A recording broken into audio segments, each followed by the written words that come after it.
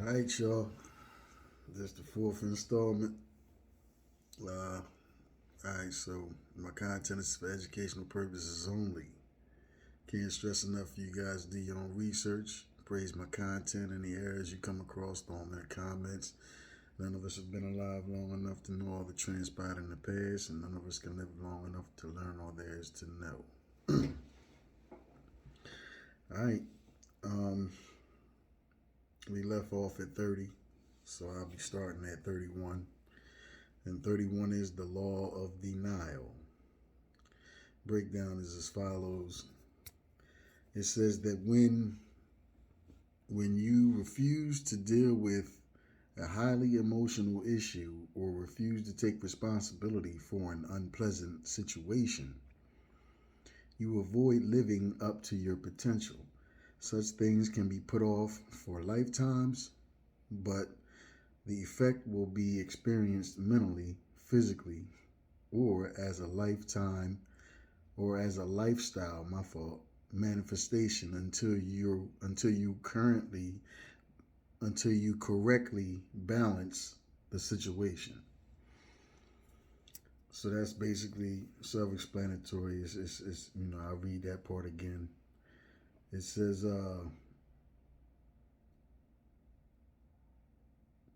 if you refuse to deal with a highly emotional issue or refuse to take responsibility for an unpleasant situation, you avoid living up to your potential. Such things can be put off for lifetimes, but the effect will be experienced mentally, physically, or as a lifestyle manifestation until you correctly balance the situation. So, until you're ready to, take responsibility for the part you played in anything that has to do with your life, we grown folks, you know.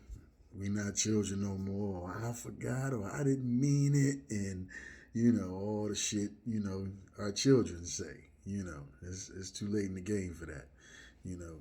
As a man or a woman, you got to take full responsibility for the shit you do and the decisions that you make. So think ahead before you make a decision. Or decide to do a thing. And like I say, play chess, man. Try to figure out how what kind of changes it'll bring to you in your life. Otherwise, but it's going to get into some deeper things as we go on. Number 32 is the law of new beginnings. It says that for each of us in our time, there are major life turning points. There's a break in the energy wave patterns and a complete change will result. Everything is affected in this change and flux. Some things are a lesser degree than others. Examples would be 1. A traumatic experience such as the death of a loved one. 2. A religious conversion. 3. A point in therapy when something clicks, and from that time on, the patient begins to get well. And number 4, a mother giving birth to a baby. New beginning, self-explanatory. All right. Number 33. The law of compensation.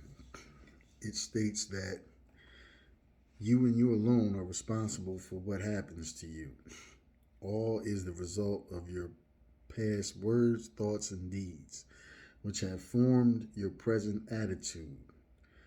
Your attitude towards life is returned to you in the form of rewards or problems, as love and joy, or as confusion, trouble, and heartbreaking experiences. The karmic rewards or punishments can be delivered immediately at a later date in your present life or in a future incarnation. Okay? What you give, you'll get. This is why I always say, when I, earlier in the channel, earlier. I guess when the channel was relatively, it's still new, but it was very new at the time. I suggested that YouTube video that's labeled the water experiment, where it shows that it was scientifically proven by Japanese scientists that your thoughts, can change the molecular structure of water. There are other things that can do so as well, but just your thoughts is enough. So that just shows how powerful your thoughts are. So, you gotta train yourself to think positively. And what I say to y'all is therapy for me, because like I say, I did a video on it, and the label of that video that I'm referring to is, none of us are immune to the trials and tribulations of life, man. None of us are perfect. We're going to falter, we're going to make mistakes, and hopefully we're going to get up and go back at it and get it right. Learn the lesson in the experience. Okay, moving on. Number 34, the law of psychometric influence. It says that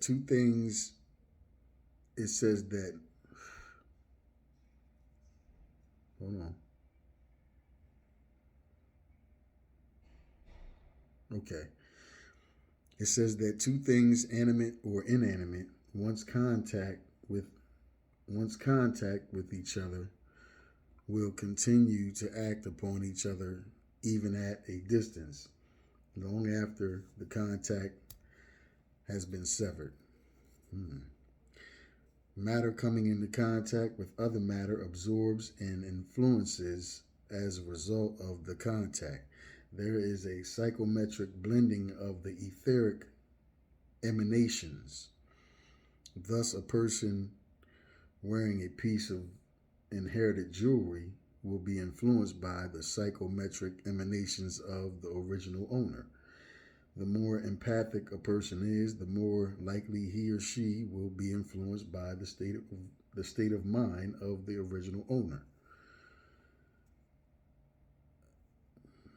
As another example,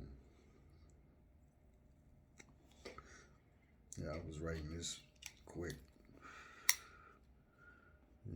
As another example, hold on, I gotta go back and fix another mistake.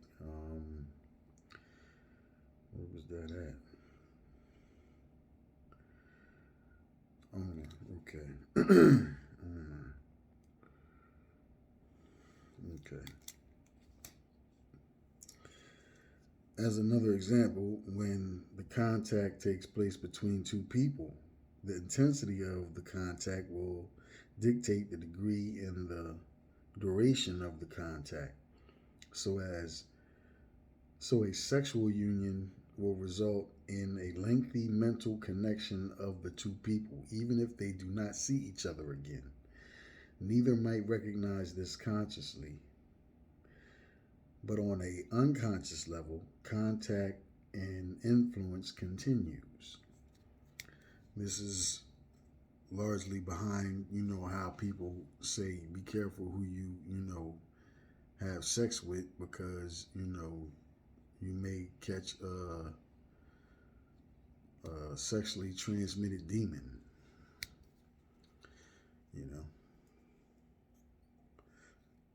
etc. Yeah, so that's that's a breakdown of that ideology. All right. Number 35, the law of totality. Oh man, what I done did? I messed this pen up. All right. Breakdown is as follows. It says that each part of a totality has its own characteristics and also takes on the characteristics of the totality as a sum of its parts. This one's a deep one. I'm gonna read this twice because I want y'all to really get this. All right. Each part thus has two functions: to retain its own characteristics and to function as part of the totality.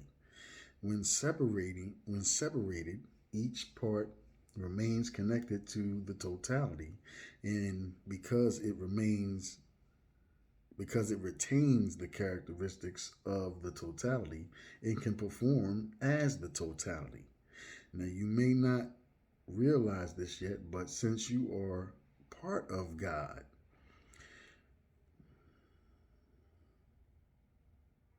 you contain the potential to perform as God.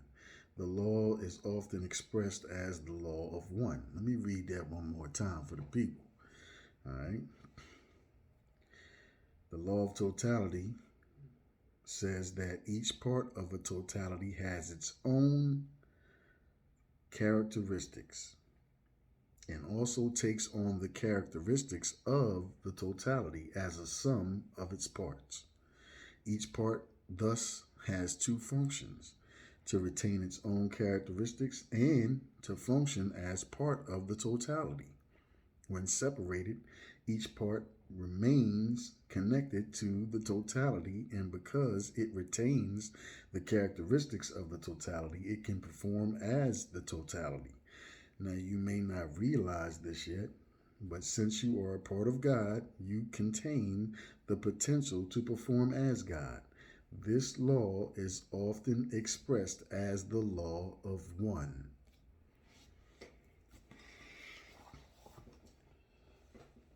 Okay. Self-explanatory, people. So, again, my piece will be on this is, you know, research the history of that which you choose to put your, faith and belief in, man. Because, again, our reality is as follows. We're prisoners of war. We're being dominated by the conquerors who conquered the Moors in the 14th century, our direct ancestors, you know. And, you know, since then, you know, this is why I always put the disclaimer at the beginning of my videos, man. You know, I'm going to say it for y'all one more time so y'all can get it. If you ain't been paying attention, a lot of times I know, people just look at things that people say as rhetoric, man. But I always say, my content is for educational purposes only. I encourage all you guys to do your own research. None of us, including you, have been alive long enough to know all that transpired in the past. And none of us have been alive long enough to learn all there is to learn. Unpoke your chest. Understand that what you've been taught in your relatively short lifetime, regardless of your age, because we don't live nowhere near long enough. Nowhere near long as the length and amount of time humans once lived, regardless of the reason. So, self-explanatory, people. The law, no, number 36, the law of dominant desire. The breakdown is as follows. It says that a stronger emotion will always dominate a weaker one. Excuse me. Every idea you perceive as the beginning of a manifestation, although all ideas are not expressed in reality, it doesn't matter which ideal you dominantly favor or even know to be desirable. The stronger emotions will nullify the weaker ones, and the strongest emotion will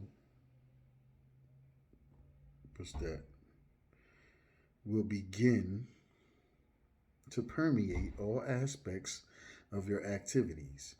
As an example, if you are emotionally focused upon the sexual desires of a particular no, if you are emotionally focused on the sexual desirability of a particular person, you may begin to create circumstances in in many life areas, which will increase the likelihood of an eventual sexual union.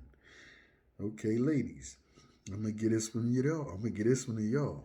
You understand what I'm saying? Cause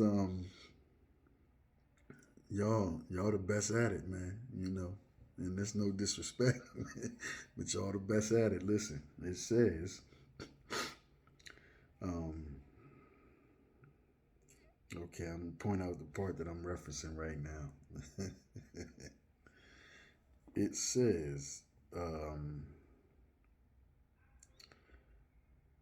if you are emotionally focused on the sexual desirability of a particular person, you may begin to create circumstances in many life areas which will increase the likelihood of an eventual sexual union. What's understood need not be said. So I'm gonna leave that part alone. But basically, man, it's self-explanatory. It's saying that a stronger emotion will always dominate a weaker one. You know, and it's also saying that the stronger emotions will nullify the weaker ones. So, whatever your dominant desires are, you're going to act those desires out, one way, shape, form, fashion, or another. So, okay, you know, be in tune with yourself and don't lie to yourself. You know, don't be self delusioned. You know, be real with what your desires are.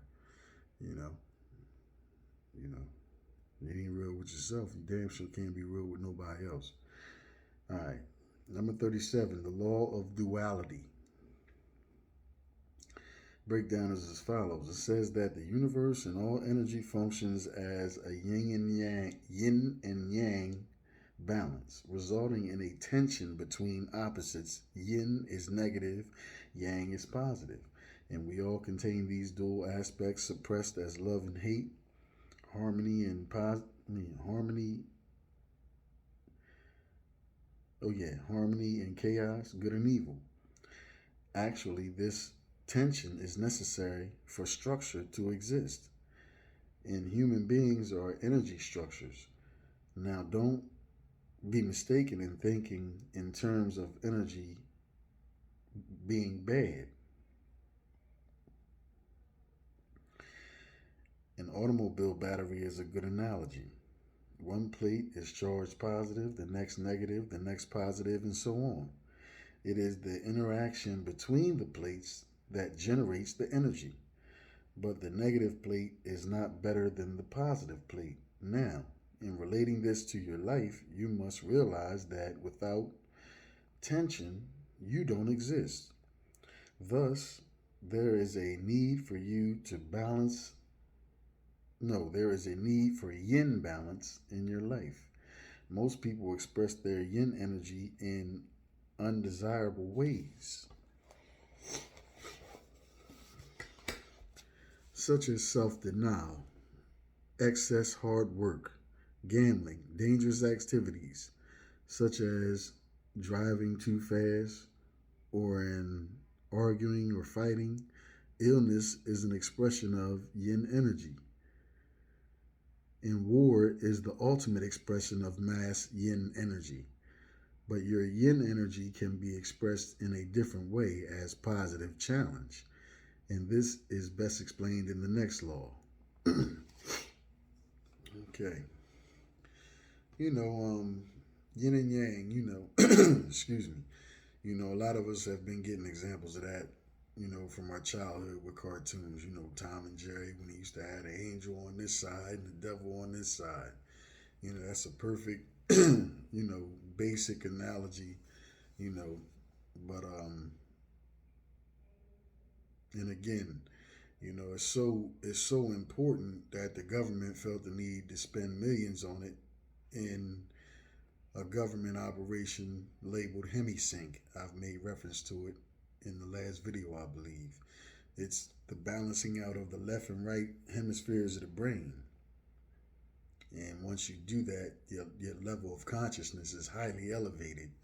Whereas though you can, you don't necessarily, you can get knowledge that ain't in books. You can grab shit straight out the ethers, brain waves and shit like that. You know what I mean? It gets heavy, but the bull. See, this is the comparison that I like to make when I talk about the educational system. See, they dealing with high science. They're dealing with right knowledge. They give us the bullshit. How do you ever expect to rise to your level of potential, being as though we are spiritual beings,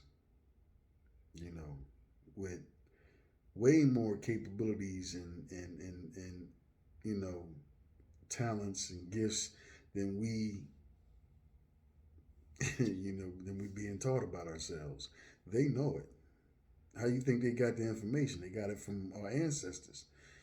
Detached us from it, converted it, and use it to maintain their dominance over us based on our lack of that knowledge. You know, number 38. Told you I don't just talk because I got a hole in my face.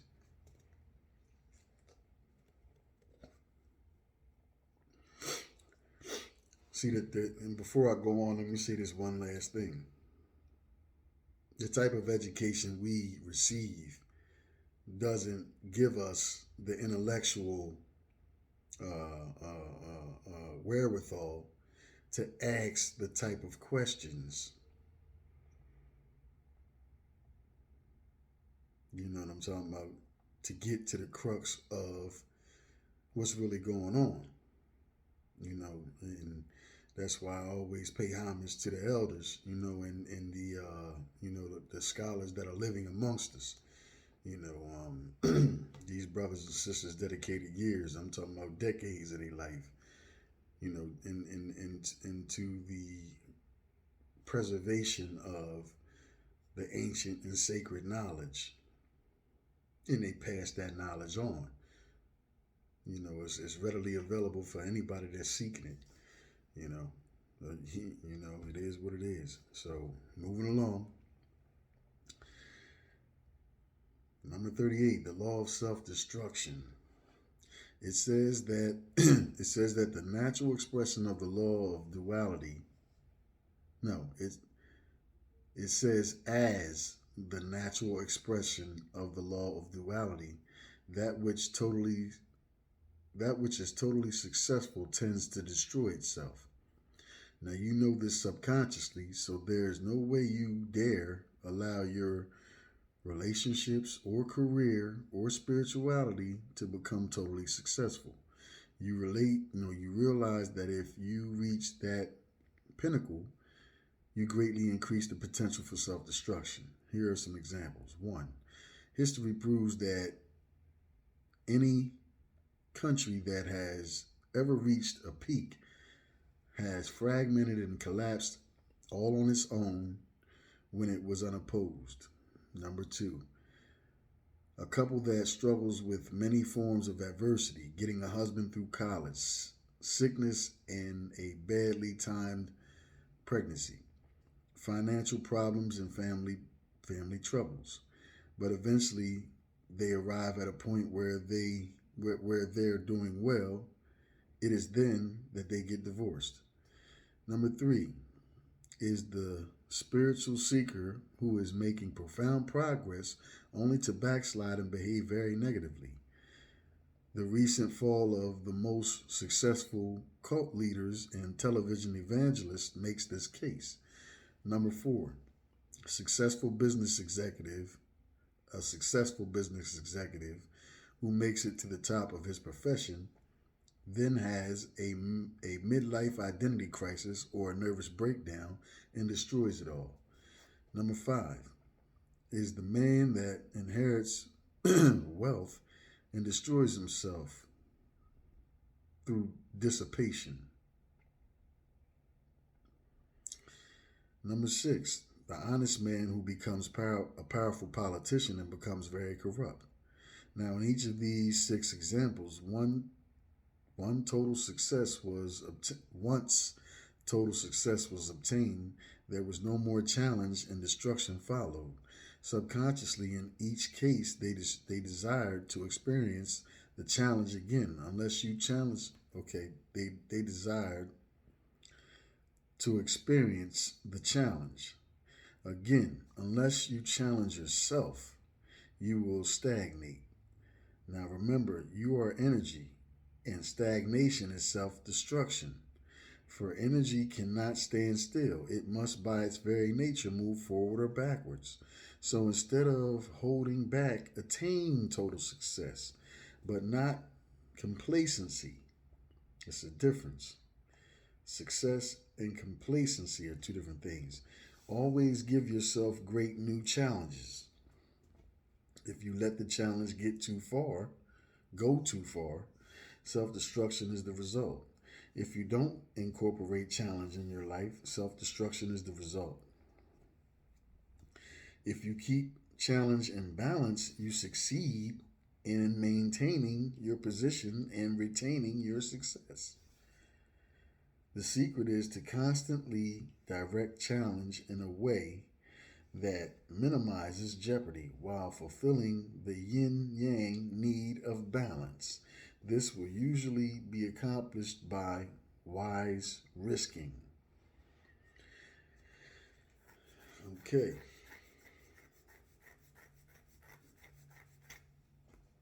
You got to challenge yourself. And only you know you. So only you know what challenges, you know, will benefit you in your individual life. It's up to you to make those decisions. But if you continuously and, you know, if you're continuously preoccupied with your outer existence, you're going to overlook those things that need to be tended to in your internal existence. You know, contrary to popular belief and opinion, man, it ain't all about, you know, money, monetary possessions. Life is a whole lot deeper than that, man. But the way this society has been set up, and the way we've fell hook, line, and sinker, you know, for it, you know, whereas though we thinking we being ourselves, but largely a lot of our actions and thoughts and behaviors were inducted into us via television, via the music we listen to, the environments we come from. They're not from an organic place, but that's another video. Number 39, the law of environmental manifestation. Breakdown is as follows. It says that everything that is around you is a manifestation of you. Your mate, your home, your furnishings, your car, your pets, your yard, your office, your career, and your career are a physical expression of your attitudes and belief system. Your environment is a reality picture of your core beliefs and expresses your self image and external overview.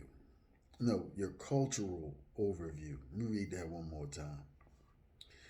Number 39 is the law of environmental manifestation, and the breakdown goes as follows. It says that everything that is around you is a manifestation of you, your mate, your home, your furnishings, your car, your pets, your yard, your office, and your career are a physical expression of your attitudes and belief system. Your environment is a reality picture of your core beliefs and expresses your self-image and cultural overview. I.e., we are all the sole authors of our lives and everything going on in it. All right. Number 40, the law of restriction. Breakdown is as follows. It says that man cannot create anything higher than his own level of understanding. Thus, society can never get any better than the level of mankind as a whole. Our systems for social change usually only add new burdens to already ineffective systems. Read that again. It says that man cannot create anything higher than his own level of understanding. This society can never get any better than the level of mankind as a whole, collective conscious. You know, our ancestors was on some shit, man. I'm telling you, this is why they still trying to, blame everything that transpired on aliens. you know, it's not that it ain't no truth to that. It has some truth to that. You know what I mean? If you know, you know. But at the end of the day,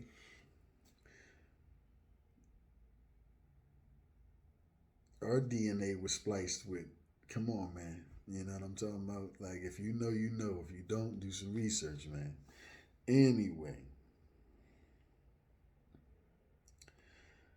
All right. This society can never get any better than the level of mankind as a whole. Our systems for social change usually only add new burdens to already ineffective systems. Time has proven that this approach to a new society doesn't work, and our mistake is in trying to right the mistakes of the world from the outside in. This is working on the effect instead of the cause, and is doomed for failure. Instead, we must work from the inside out. Every one of us on this planet can incorporate the power of harmonious thinking, which is the only solution to poverty and limitation. To heal the world, we must each first heal ourselves. Read that part again, the second half of that. Time has proven that this approach to a new society doesn't work, and our mistake is in trying to right the mistakes of the world from the outside in. This is working on the effect instead of the cause, and is doomed to failure. Instead, we must work from the inside out. Every one of us on this planet can incorporate the power of harmonious thinking, which is the only solution to poverty and limitation. To heal the world, we must each first heal ourselves. We are energy vessels. The energy is the key. Nikola Tesla said, and I quote, "The day we start researching energy, vibration, and frequency, will make more advancements in 100 years in 1 century than all the previous." You know, but if you look at the structure, the corporation that is the United States government, they keep you away from that. I remember when I was growing up, it was, we had science class, and it was a thing to to be a scientist or a lawyer, or different things. Now today, society is just like, okay, it's at a baseboard level, man. I wanna have this, I wanna have that, I wanna have a car, I wanna have the girls, I wanna have the money.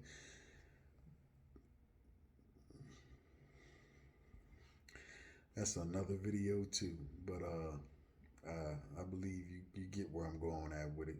But yeah, man, this is the fourth installment. Hopefully, again, somebody was able to benefit and derive some benefit from the information that I dispensed. And the last installment will be forthcoming. Um, with that, man, I'm gonna let y'all go ahead, man.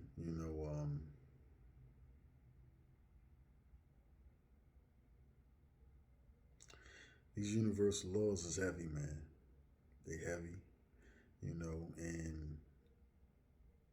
you know, some of us will get it, some of y'all will get it, some of y'all won't. You know, it is what it is. Anything that don't penetrate ricochet, and I told you I never underestimate the power of planting the seed, and I'm planting my seeds, bruh, sis. I'm planting them. It's up to y'all to this is where the stream is. The information is the stream. The information will ultimately lead you to knowledge, and knowledge is, representation of light. So it's up to you, man. You want to stay in the dark or you want to go to the light? I don't know it all. I ain't claiming to be nobody's, master or nothing like that. But at the end of the day, man, those that know or have a responsibility to teach, man. And that's one of the reasons why I started this channel, man. I know I'm privy to some information that I come to realize a lot of people aren't. So, I feel obligated to share such information. You know what I mean? Because it's important that we all get to know what's not being taught. It's important that we all get to learn, about energy, vibration, and frequency. You know, it's important that we all get to know about the law, because the maximum law states ignorance of the law is no excuse nor defense. And as you can see, they don't teach us, but they bust our ass. They throw us in jail. You know what I mean? And then another thing is, you can see the videos that people post. A lot of the motherfuckers that's police officers don't even know the fucking law. A lot of the agents that work for these agencies in these state buildings and these state companies and corporate constructs, they don't even know the fucking law. You know what I'm talking about? So and I know, because what I mean, the paperwork that I had to file and track down. It's crazy. If I didn't know what the fuck I was talking about, I wouldn't have got access to none of that shit. And that just go to show, it's either they don't know shit and they just there for the check, or they was trying to make my my journey hard. And then on top of that, the third side of the coin is, it's not that type of information is not meant for everybody to know. This is why they don't teach you law. They throw lawyers in your face. And if you do the research on them, I've put it's on a video, History 101. Either that or it's one of those joints that I did talking about law. I forget the actual video, but man, this is the type of stuff that we really need to know about, man, because if they was going to teach us, if they was going to make things better for us, then don't you think it would be better for us by now? Come on, man. At some point we got to do for ourselves, instead of putting our faith in these other motherfuckers that ain't thinking about, doing nothing but keeping that thumb firmly planted on the back of our motherfucking necks. And with that, I'm gone, man. Y'all be easy.